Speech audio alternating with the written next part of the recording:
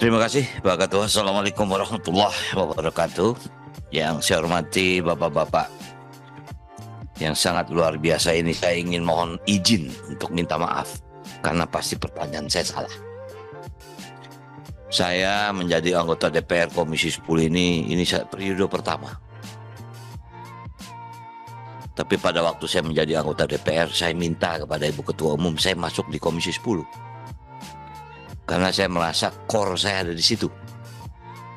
Saya membuat sebuah sinetron judulnya Sidul Anak Sekolahan. Saya sangat tahu sekolah atau pendidikan itu sangat penting. Tapi Haji Sabeni, bapaknya Sidul, itu mengkuliahkan Sidul itu ngap-ngapan. Sampai jadi supir oplet, jual tanah.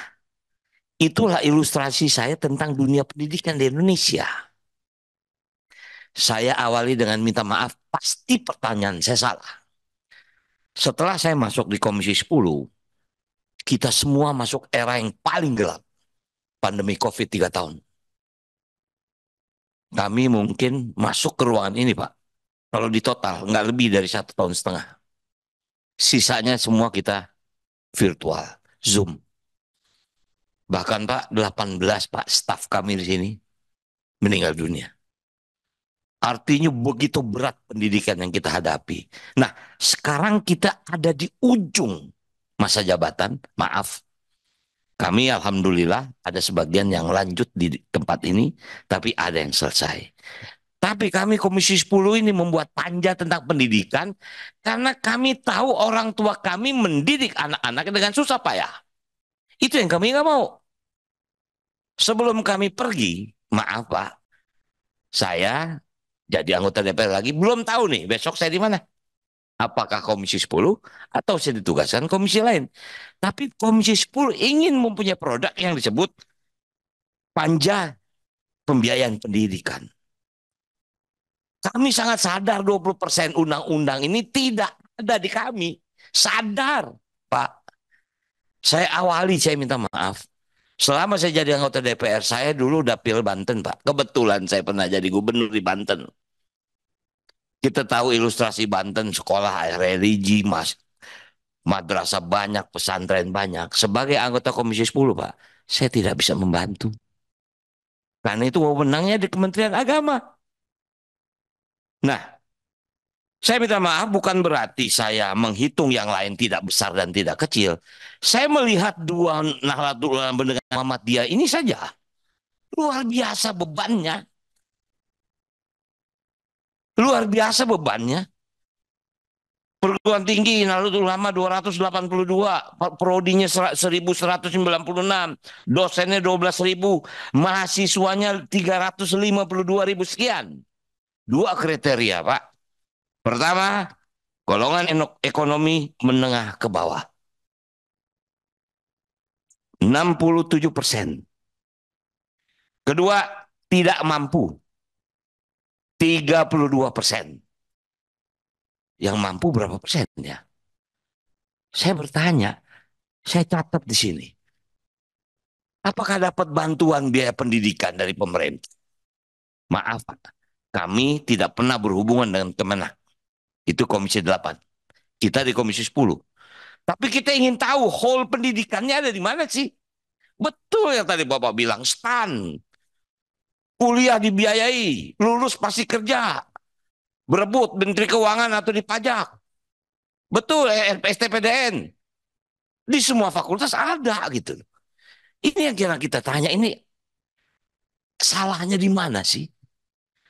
Bahkan kami Pak, untuk renovasi sekolah saja, kita nggak bisa punya fasilitas untuk membantu.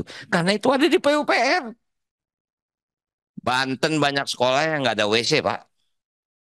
Saya minta maaf dulu pada waktu saya jadi gubernur, makanya bantuan provinsi kepada sekolah yang berbasis masyarakat ini, maaf saya anggap cukup tinggi. Setelah itu, tidak ada lagi Pak. Saya minta maaf, Bapak boleh cek. Seumur terberdirinya Provinsi Banten dari tahun 2000, sejak Gubernur Rano Karno menjadi juara umum MTQ. Setelah itu sampai sekarang, menjadi nomor 24. Pak. Itu hanya satu frame yang ingin saya ceritakan. Nah karena itu saya minta maaf. Muhammadiyah ini begini banyak, makanya saya ini berapa besar bantuan negara. Kami punya aspirasi Pak, ada PIP, ada KIP. Tapi kita nggak bisa membantu anak-anak yang memang di sekolah agama. Ya, IN kita nggak bisa bantu. Nggak boleh. Karena itu ada di Kementerian Agama. Nah, itu juga membuat kita ini Komisi 10, ini harus sesuatu yang kita lakukan. Saya minta maaf. Tadi Pak Ketua mengatakan rekomendasi persis itu sudah saya catat ini Pak sebelum Pak Ketua bicara. Wah, udah ketemu ini jawaban bagaimana caranya mengembalikan 20% itu. Berarti yang lain juga mencatat itu, tapi mungkin tidak tersebut. Saya catat ini. Yang tadi Bapak bacakan rekomendasi persis. Itu sudah satu kita ketemu bagaimana cara kita mengembalikan. Nah, artinya Pak terakhir kita tidak tahu Pak, pemerintah akan berganti. Apakah kepemerintahan besok masih tetap Kementerian Pendidikan dan Kebudayaan? Karena ada indikasi mau dibelah nih Pak. Kementerian Pendidikan dan Kementerian Kebudayaan. Itu juga kita antisipasi nih Pak. Ini setelah ini bagaimana ini? Maaf, maaf. Ini memang DPR ini kan tempat politik. Yang kita antisipasi juga ini yang namanya makan gratis ada di mana? Dititip di bos kah? Bos aja segini apalagi ditambah lagi ini kan? Itu yang juga kita sedang berhitung Pak. Nah jadi sekali lagi saya berterima kasih sebagai ya anggota yang baru. Saya merasa bangsa ini harus dikejar dari sudut pendidikan, apapun konsekuensinya. Yang terakhir barangkali saya minta maaf, mungkin pertanyaan saya agak nakal. Saya catat di sini. Saya berharap mudah-mudahan dengan diberikannya konsensi pertambangan bagi ormas-ormas itu bisa membantu. Saya mencatat ya Pak.